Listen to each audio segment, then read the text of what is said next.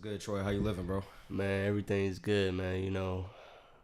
2018, it started, it came fast. Mm-hmm. 2019, more cash. That's all. Okay. Yeah, that's all I'm thinking about, man. More money, more money. Word, absolutely, man. So, for those who don't know you, can you just tell people what you do and kind of how long you've been doing it? All right, well, I am Trill Troy, the one and only music producer. Been doing it since like 2010. I want to say 2012 for real for us when I took it serious. Since high school basically, and been doing it ever since. From the seven cities and whatnot, states, all that stuff. I'm trying to take over the world soon. Absolutely. So, what kind of got you started on music, man? Like, what got you into it? For real. I mean, growing up, being a kid and everything, just around, moms, Sunday cleaning, listening to, reggae, Buju, Peter Tosh, stuff like that. And, you got the R&B stuff and whatnot, like Drew Hill, shit like that and whatnot. So, Okay. Brian McKnight, that was one of my favorite R&B artists growing up when I Nice. was young blood and whatnot.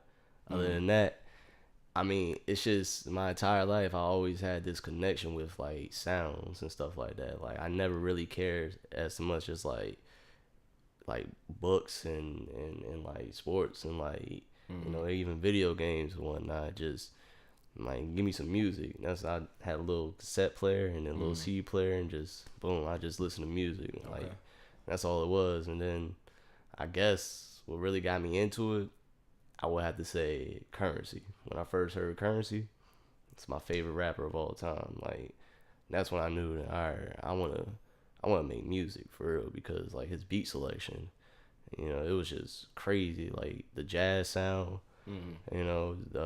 just that soulfulness, I guess, when it came about what he was speaking about, because like he would talk about money, cars, women, all that stuff, but in a right way, in a way to approach it to where you could have all these things and maintain that stuff, maintain that lifestyle. He was smooth with it. Yeah, he was. And it's funny because I honestly feel as though like he pioneered a lot of like what artists nowadays talk about, as far as like subject matter and how it rolls off the tongue and whatnot.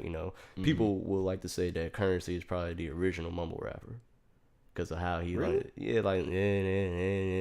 I would make a case for Lil Wayne, honestly. Lil Wayne, I mean, but you gotta think about it. Not a lot of people realize that Currency, he came up at a young age with I believe it was what, Cash Money, I believe. I think he was with Cash Money for a little bit. Yeah. I could be wrong and whatnot, but I believe he was with Cash Money for a little bit and whatnot. Like, he was rolling with BG before he got locked up and everything. That's why he got, BG's son, YG. Not YG, man, what's his name? Little son. Okay. All I know is the son. Word. He basically got him on, Jet Life and everything. And, Currency's been around for a long time. He was just younger. Now, it's funny you mentioned Wayne, like, his references, I don't think nobody can outmatch that. It's just like he'll say something and make you think and then be like, wow, that was smart. Like, one of my favorite lines is, real G's moving silence like lasagna. Oh, yeah. You spell out lasagna, there's a G in that mug, but it's silent. And I was like, wow. And I was young when I heard that. So yeah. Like, damn. I remember I heard that. I was like, what the make fuck sense. does that mean? Yeah. I was like, what is that? What are you talking about? That shit don't make no type of sense. But wait, when you actually spell it, lasagna. Yeah. The G is silent and everything. Exactly. Other than that, I mean, I don't know. Wayne being an original mumble rapper, I could kind of see it, but my opinion is Currency. Yeah, just because of how he's like, you know what I'm saying? Like he kind of had like a I don't want to say like a wince to his rapping, but it's like a slur to it. Kind of, yeah, exactly. So that's why I was like, okay, maybe you can make a case that he was the original mumble rapper because a lot of people imitated themselves after Wayne. Look at all the Lils that we got now. Lil Uzi, Lil Yachty, Lil whoever. When they gonna bring back the big, the B.I.G., the big in the name, like how Big Pun is and whatnot, right. Big L or something like that. Big man. Sean, I mean. Yeah, they need to. Well, I mean, I think once like the 20s hit, the new generation and everything, all new rappers should just start putting big in their name and say a little, change it up, or at least come back. For sure, absolutely. So, who are some artists that you've worked with And it doesn't have to be big names, but if you do have some big names, you can throw them out there, and local artists as well. And who are your favorite to work with? All right. Well, I mean, I guess as far as like majority of who I really work with, majority local and everything. Mm-hmm. Like Ivy, Hans. Back in the day when I the whole SOG movement. TDRS. Right. I ain't gonna. That's to the death right there. TDRS. Shout out TDRS SOG. Mm-hmm. Who else? I mean, what Peso, wherever you at, man, get up with me if you hear this. I mean, it's a lot of artists. Just mainly, all the artists that came up around the same time as me. I mean, it's too many to name for real. Right. As far as like some artists that kind of like got me a little bit of like quote unquote clout, I'm gonna have to say Young Simi. People know who Young Simi is. That would Raider Clan down in Florida and whatnot. But I mean, it kind of sucks though, cause working with Young Simi, I ain't really get my production credit like I wanted. So like, there's a couple tracks out there we got that got hella views, man, like streams, like numbers that I want to see right now. But I ain't got that produced by Trill Troy. They don't know who made the beat. I'm sitting there looking at comments. Who made the beat? Who made the beat? I can't comment on everybody and be like, I did. Right. Ain't nobody gonna believe me. That seems to be a common issue with producers and working with artists. I don't know why it is like that. Like, I think Jeff, not Jeff. I'm sorry, Jerry, Full Metal. Yeah. So he produced a beat for Ski Mask. Yeah, and Ski Mask put the song out. Didn't give him his producing credits, and then I guess people started like getting on him. And now he got him there. He put him up there, but he didn't put the song on the album. It's supposed to be on the Book of Eli. He didn't put it on there because of that. You know what I'm saying? So I remember that too. Yeah, I don't know why people are so reluctant to give people credit, because it aggravates me, because people aren't going to get on without supporting each other. You know what I'm saying? Everybody wants to get one up on somebody. They want to get something, but they don't want to give back. You know what I'm saying? It's like we all come from the same branch. We're all our own individual twigs. But if we see another person already sprouting a leaf, hey, man, let me go intertwine, wrap around you real quick, steal that leaf, get all the nutrients, and boom. I mean, the reason I think that like production credit as far as like on the up and coming and everything isn't so relevant is because I believe that the artist is afraid, because they realize that the production itself may be greater than what the song that they're actually putting out. So therefore they don't want to, I got this beat from such and such, I got this hit, I recorded and everything, it's fire, but this beat is fire too, so I'm not gonna put him, I'm not gonna give him the production credit. So that way all that person's fans could be like, oh, obviously you got this beat from industry beat or something like that and whatnot. So I just think it's just more or less like an artist being like scared, or not even scared, just just knowing the potential that the beat itself, because sometimes you got popular songs out now that's getting hella streams, hella views and all that. The beat is better than the lyrics. Yeah, it could just be hating too. You know what I'm saying? I mean, that too. Like, I don't know who 6ix9ine's producer is, but I think that's what makes 6ix9ine is his beats. Well, 6ix9ine, I mean, when Gummo, Pierre Bourne produced that. Okay. Yeah. Not a lot of people realize that and whatnot.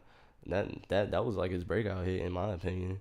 Yeah, definitely was Gummo. Yeah, and then most of the beats that he been doing, like the up tempo beats, not a lot of people realize, but it was all produced by Murder Beats. Murder Beats is that was Murder Beats. Yeah. Okay. Yeah, Murder Beats is like that dude put it like I compare him to how Metro was when he pop up on the scene 2013, 2014, when everybody wanted a Metro beat, and then Murder, he came out. I mean, he's just. He doing his damn thing right now, especially with the Dummy Boy album. I kind of fuck with that album. I do too, man. A lot of people saying they don't like it. I'm like, it's versatile though. It's versatile. Not only that, but he got two Spanish songs up there. Yeah, they got hit. Exactly. I mean, the beats are catchy. That's why I say I think that's what makes 6ix9ine is his beats, man. Because like, if you listen to his lyrics, he ain't talking about shit. He's talking about the same goddamn thing. Same goddamn thing. It's just reskinned. It's just reskinned for every beat. It's you know what I'm saying? Like, I compare it to how when Waka came out. Yep. Waka won't say a goddamn thing, but his shit was hype, yo. Everybody was fucking with that shit. Exactly. Stupid hype. So that's just how it is. I mean, people want hypeness. People want something that's going to nigga bob to and forget for like 3 minutes. That's right. Exactly. So that's what I've been saying, man. Producers, they're controlling the game. And speaking of Murder Beats, I think he did a project with Smoke Perp, and that joke was fire too. I think it's gonna be what, Death Star 2. I don't even. Yeah, I think so. I'm not even. I Nah, think it Death was, Star 2 ain't out yet. Nah, he did. It was Bless Your Trap, I think. Yeah. Okay. Yeah, because there was some fire songs up there. He had one with ASAP Ferg, called Pray. Yeah. That joke was hard, bro. I was like, yo, this shit is fire. Shit, him. When he did work on Quavo and Honcho, Quavo solo album, Champagne Rose. Murder went off on that beat because like I like Murder's drums. Like he has like them ethnic style drums and whatnot, and so it kind of inspires me to try to make some stuff like that. Not copycat, but Right. just put a little Trill essence in it. No, I feel you. I mean, there's nothing wrong with paying homage. You know what I'm saying? Because if somebody makes a sound and the sound sounds dope, that starts a movement. You know what I'm saying? So, in regards to production, I'm not in the production game like that, so I don't know what's taboo and what's not. But I mean, as far as production and taboo and all that stuff, man, everything is fair game. I mean, like you said, you just gotta pay homage to what you borrow or what you're trying to create that has inspiration from previous things. Like for example, motherfuckers try to produce a beat based off of a sample and whatnot. I mean, the only stipulation with that is, are you gonna have the clearance on that if it makes money? You know what I'm saying? Because you still using somebody else's work. Technically, in order to use a sample without no like legal issues and all that original artist has to be dead for 75 years. Right. Yeah, so that person has to be dead, and then 75 years later, then all their music is up for grabs as far as sample. So producing that shit is easy. Anybody can produce. It's just trying to develop a sound. That's the unique part, and that's what you have to really like put your all into it. Every production I do or try to do, or just when I'm in the mode and make some type of music, like it's basically going off of how I'm feeling and what I'm going through at that time. Okay. So that's like my greatest outlet. Some people like to run miles or work out as far as stress and all that. Some people like to do drugs and all that shit or drink their problems away. Me, I like to just create some bullshit, and hopefully somebody's gonna rock with it. Yeah. And that's it. I feel like with anything you do, if you do it enough, you obviously start to get good at it. And then as you progress and start to get better at it, something's got to give eventually. You're going to get that one hit eventually. It just takes that one person to hear it. Yeah. You know what I'm saying? And once that one person hears it, it's going to take off from there. You know what I'm saying? Exactly. Consistency, is key. Right. Do you have a favorite producer by chance? Favorite producer? I actually have I have a top 5. Okay, let's hit it. All right. So starting off at number 5, I'm gonna go ahead and put it out there. Metro Boomin. I've been rocking with Metro since like 2011. He was originally like producing beats for Brick Squad at the time and everything. Okay. Gucci, Wuda, Walk and all them. I remember when he had his little EP. I think it was like 18 and Booming or something like that. That was before he really got put on and everything. Number 4, Sledgerin. Okay. Yeah, so Taylor Gang. That's Taylor. Yeah, okay. Yeah, that's Wiz's main producer since Rosham Record days. Like Sledgerin, like I remember meeting Sledgerin. I met him, by accident. Like it was the Wiz Khalifa and Juicy J. It was the 2050 Trippy tour. It was like in 2012, I think, maybe 2013. They came out to the TED Concert Center. Me and 2 of my boys, Vernon and Alex. Yep. We was in line. We the first ones in line, waiting, and then we seen this weird dude just skateboarding, and then like some shorty went up to him like taking pictures and whatnot, and then I looked. I was like, "Yo, that's Sledgerin." Ran up to him.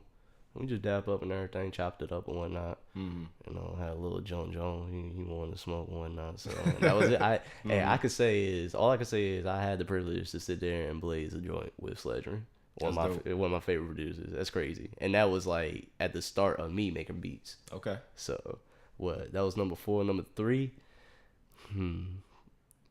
probably had to go back old school. I'm gonna have to go DJ Premier. Premier, he created a whole unique sound with the boom bap, the darkness and everything. Just that New York sound. At number 2, Abstract. You know who Abstract is? I do not. You don't know who Abstract Nah. is, man? Let me see if you got a record of them on this wall. Nah. No Trial Called Quest. So I was going to get a Tribe Called Quest vinyl. this vinyl wall is subject to change. I'm just working on finding out which ones I want to put up there at one time. And I'm gonna go ahead and educate you. Tribe Called Quest. Q-Tip. Okay, Q-Tip. He is Abstract. That was his name, Abstract, before he changed Really? to Q-Tip. Yep.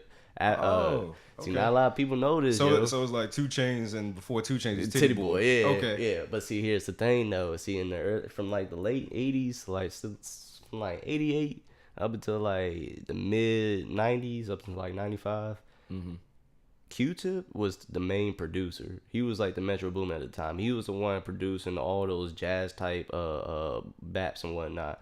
Okay. He produced the first Crooklyn Dodgers song. It's like not a lot of people know that. So he go back. Yeah, like Q-Tip is one of the pioneers when it comes to like those type of sounds and everything. And Okay. he was Abstract. And then my number 1 producer of all time, I'm gonna just have to put him in a collective. Straight up 808 Mafia.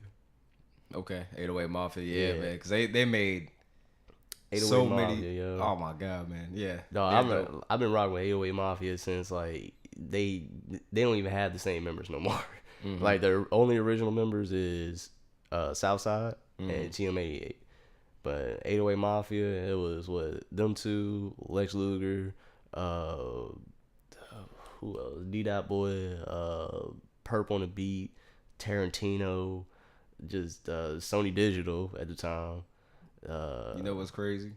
When I was doing my clothing line joint, I actually got Sony Digital to put on one of my shirts. You talking about the Nicole Air? Yeah. I remember that joint. Yeah, was he wearing the black with the red one? The black and the red one, yeah. Because I had got in contact with this chick out in Atlanta. Her name is Melita, the mogul, and she, she looked out. You know what I'm saying? She put me on because initially I talked to Izzy, the producer.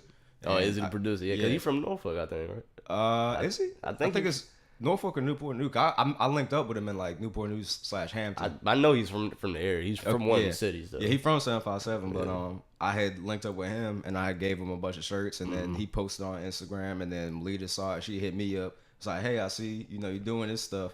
Send it to me and I'll get it. You know what I'm saying? I'll get some people wearing it. So I know you was how that bro, transaction just worked right there. It was perfect because it showed me that no matter what you do, if you get good at it, you get some traction. Something's gonna give, and that one person that sees it, they're gonna tell somebody, and then that person gonna tell somebody, and it's gonna come back to you. Exactly. And you're like, what? All right, cool. Now she had like this dude named Tracy T wear the shirt at the concert. He was signed to MMG. Don't know what happened to him now. I haven't heard never anything even from heard him. of Tracy T, to be honest. Yeah, so he had the song called War Ready. No with diss, Rick Tracy Ross. T, no diss. No, yeah, ain't no diss. It's all good. But Rick Ross did this song called War Ready. Yeah. It was on I forgot what album it was. Oh, I think I know what you're talking about. Yeah, he was the one up there in the background screaming War Ready. Yeah. Wow. So, all right. so it was just crazy how that whole thing transpired. You know what I'm saying? Because he was in MMG. You know what I'm saying? And I got a little hungry. I was like, hey, you get like Beat Bill wearing a shirt or something like that. You know what I'm saying? And she kind of fell off, but it's understandable. You know what I'm saying? She did her part. Days, yeah, exactly. I would have had to get like a triple XLT. Just put on hiatus, man. You know what I'm saying? Just life choices and places I was going. I wanted to kind of so what I was doing with the clothes was I would get like a T-shirt. I would take out the tags. I'll put my print in it. Boom, that was it. Yeah. You know what I'm saying? I want to actually make my own clothes from scratch. I want to set the dimensions, source materials. And exactly. all that stuff I want to choose the fabric I'm using. I want to choose the dimensions of the actual item that I'm making, whether it be a shirt, hoodie, jeans, whatever. Yeah. I want to actually create it from the base up. You know what I'm saying? So that's coming down the line. Off-white shit. Yeah, I mean, Call it dark could brown. be like that. Dark brown. Official tan. See, I got ideas, man. I got ideas. Yeah, exactly. I mean, and that's all that matters, man. So, you got any projects coming down the pipe? Yeah, actually, we are. When I say we, officially Trill Troy, AYN, main. That's the group AYN right there. Okay. Ancient nigga. Ancient nigga. Ancient nigga. Okay. I ancient nigga. All developed by Jeff. Doomgata and whatnot. You know, shout out the homie right there. Yeah, I'm about to get him up here. Yeah, he wanted to form this group and everything, and you know, just to, you know, we got something to prove. You know, as far as my name goes and whatnot. You know, I've been in the game, you know, somewhat underground, you know, for a while now, and it's been opportunities where I could have soared and all that stuff and whatnot, but. And that key word, consistency. You know, I'm now just learning that and everything. So, you know, I had this big problem thinking that I was the shit early on. You know, couldn't nobody touch me with this music shit and everything. And sometimes you just gotta humble yourself. You know, take a step back and realize, look, man, that deal ain't gonna come tomorrow. It ain't gonna come next month. Damn sure ain't gonna come next year. But as long as you keep sticking with it, that shit gonna eventually come. Right. So, but as far as that, I mean, we got this group, AYN, and we already dropped our first album, NAYN. You could go stream that on iTunes, Spotify, SoundCloud, wherever you want to get that, you know. It's on Tidal, too, I think.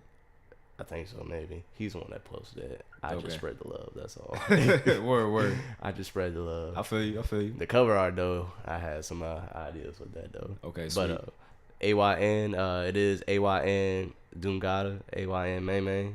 AYN Yeah and all, that's the other producer. And AYN Quills, that's our female. She's like the singer, rapper, and all that. So we got some shit that we is working on right now, yo. Like we got about 3 projects working on right now. Me personally, I got about 2. I've been you know, trying to do some work with shout out Zanny. Okay. That's it. Zanny? Yeah, Zanny. People know who Zanny is, the, you know, photographer and all that, doing her thing and everything. Okay, word photographer. Yeah. Okay. She hit me not too long ago, you know, as far as beats and everything. I sent her like a bundle and shits. I'm actually I haven't sent her none in like the last like 2 weeks, but that's because I got some fresh shit for her. I got you. It's coming. You know, everybody else been hitting me lately and all that stuff and whatnot. It's just it's hard trying to like work with everybody and trying to hit everybody back up, and as far as that, because like when I like to work with people, I don't like to like send stuff off. I like to actually like sit down and be like, yo, let's link up, like, yo, let me come through or you come through, you know, I got the sound set up, you know, let's work on something, like, let me, how you feeling today, like, what's your mood, so that way I could get that right type of, you know, vibe to throw to you, so that way you could project that in the way you want to. It's more natural. Exactly, you know. So that's how I always been with it, you know. Don't get me wrong. When I'm in my solitude, I feel that's why I make like the craziest of the craziest. Like I feel like can't nobody, like, I don't know. It's just like sometimes I need to be by myself, you know, in order to make that great hit, in my own opinion. So. Yeah, no, I'm a huge proponent of alone time. Hey man, it's not wrong with that. Everybody needs it to an extent. You know what I'm saying? Gotta love yourself. Exactly, man. Got to. That's all it is. Other than that, I mean, project wise, I mean, I'm cooling right now, man. It's just I'm preparing myself for 2019. Okay, so, definitely. That's it. So 2019, big things coming. Hopefully. Can't make no promises, but no, I feel you. Motherfuckers still got bills to pay and shit. Right, no, absolutely, man, absolutely. Hey, bills is the death of all of us, man. Yeah, but, hey, bro, I appreciate you coming up and, you know, give me some of your time. It's been real, bro. I appreciate you, man. You already know, man.